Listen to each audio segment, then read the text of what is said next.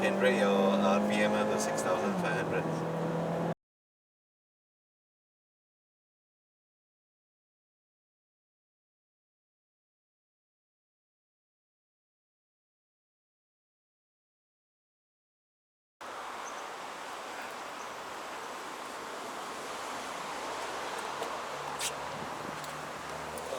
Grow with Bermaz.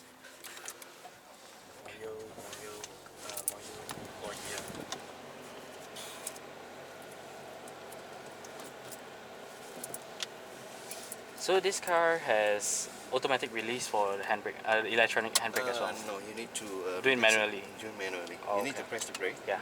And then release it. So, oh, I see there's a You sport also come mode with here. the sport mode and normal drive, normal mode. Okay. On the sport mode, you will readjust the gear ratio. Oh, just the gear ratio. Just the gear ratio. And then it will give you more fuel inlets, air mixtures, air inflows. So let you drag longer on the gear. Okay. So our Mazda test drive route, you will always have 3 category: downhill, uphill, corner rings, and also a straight route for you to do your pickup. Alright.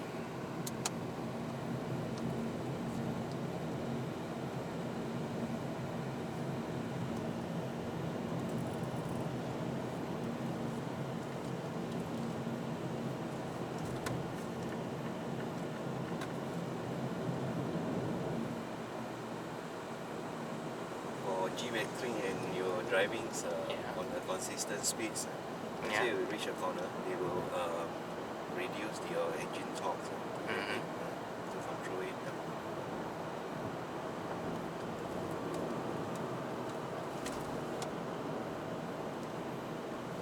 After this corner, keep left. Keep left.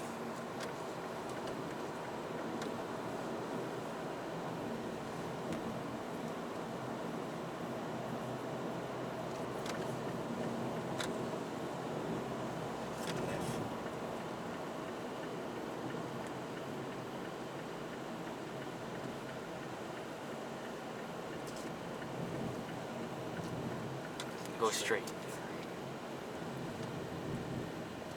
Drive right, turn right.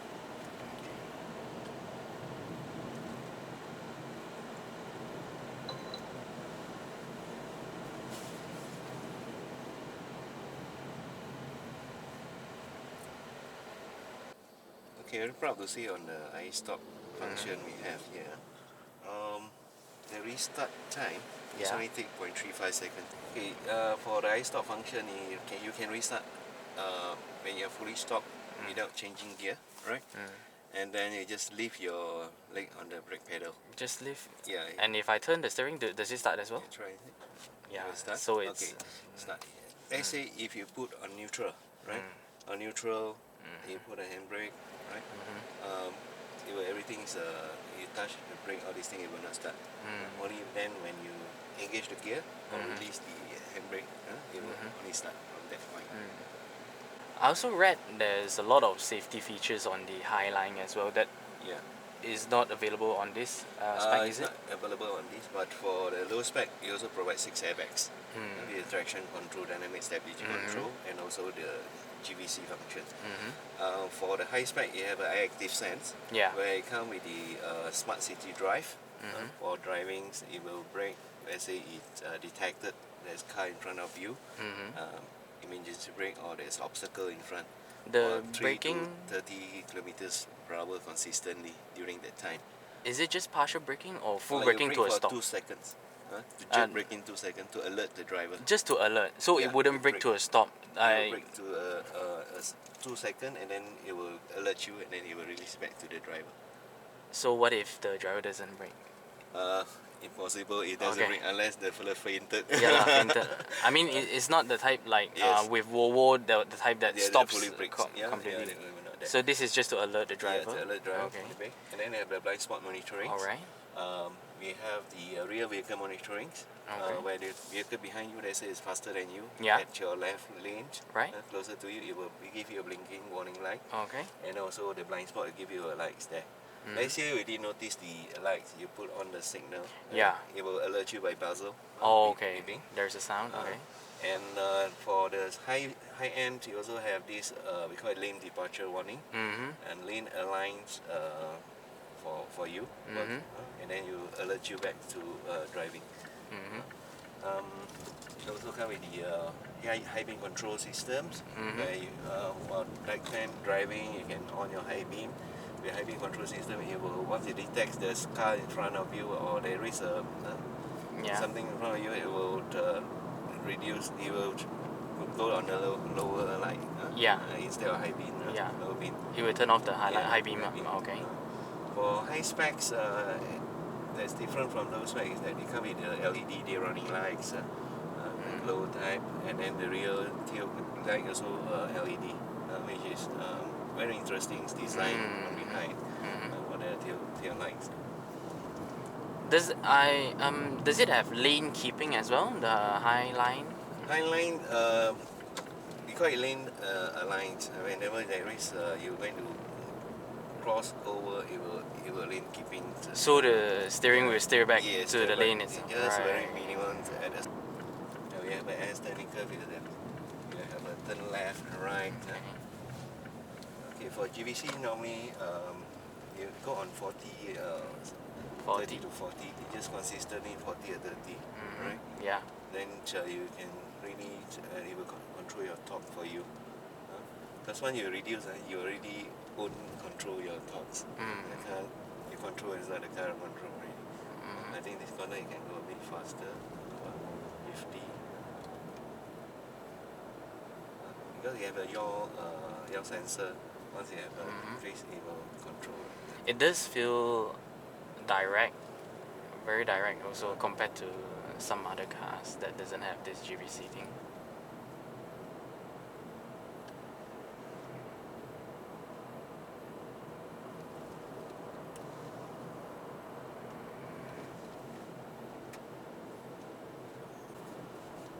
After this, you're going out, then you keep to your right hand. Alright.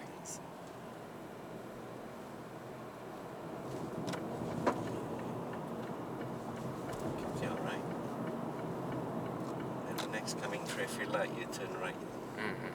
Alright.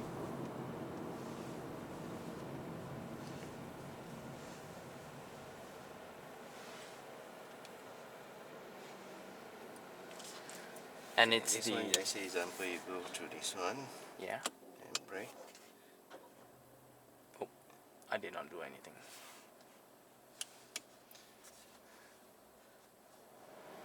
Okay, so the aircon is not cold enough. It is too cold.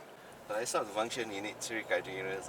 You have working temperature for the engines, normal temperature engine, battery source, and also the aircon. Right. Okay. If the car detects the aircon is not cold enough, it will not stop. Stop the engine. Oh, okay. So now it's ready. Then you fully brake the. So it's very similar to BMW as well. Yeah. But some cars they will stop the fans that are aircon, all these things. Okay.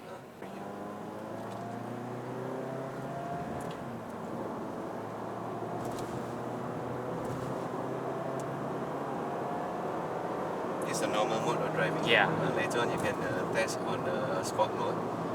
Immediately you can feel the difference.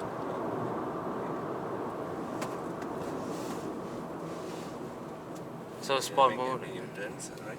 You can turn to sport mode anytime, anywhere. Right. At any safe speeds.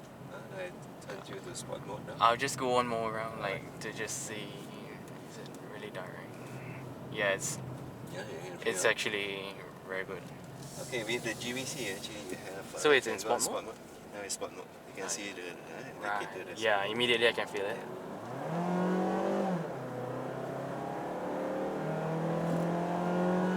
You can rate your RPM up to 6,500. It's more fun to drive in sport mode. It is. Yeah.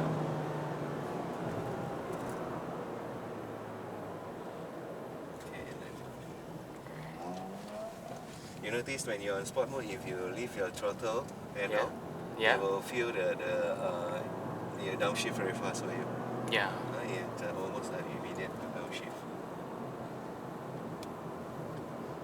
So because small, we Mazda the normal settings actually is more on fuel efficiency. Yeah. We have a EEV status in other part of the country, but Malaysia we hope we get the same status here from the transport department side. So for those who really want more power, Yeah. they can change to sport mode. Of course, if you put on sport mode, the fuel efficiency will be different with the normal. Yeah. You pay for the power, right? Yeah, true. You tend to accelerate more as well. Talking about the monitor here, right? Because it's Mazda Connect's systems. Well, the car is on a standstill or ideal. Right. It is a touchscreen. Right? Oh. It's a touchscreen. When your car's on mobile or moving that time, so you You have control to use the this center wheel. command here, command commander here. Right. Right, you have a 5 button for the 5 fingers. Yeah. Fingers, and this is functioning the normal joysticks. You can push the front, back, and also turn. And you just want to select, you just press down to select the functions.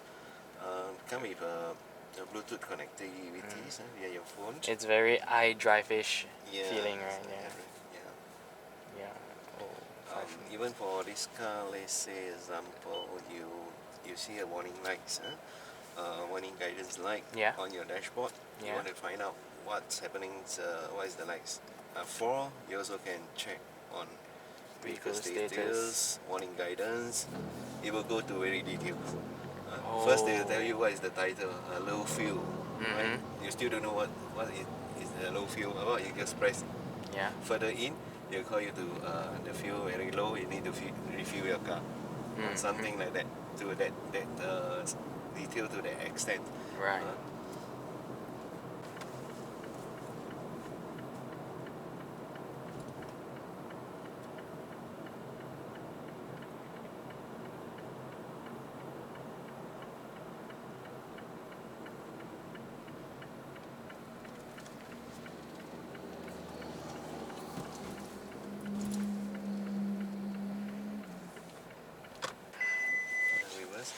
You come with the reverse camera, reverse view, with a reverse grip guide, and also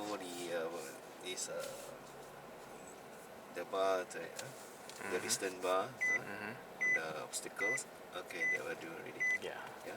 Okay, you see the red line on the ground floor line, right? Yeah. So it's exactly about exactly 2 feet. You better stop, right? Yeah, it's 2 feet away. Because measure is about 2 feet away. Yeah. It's very precise. You hold the brake. Okay. Yep. Right, you see the red line here? Yeah. You take a measurement tape, it's 2 feet away from your bumper. Oh. So it's a safe zone. As long as you don't go inside, then it's a danger zone. Alright.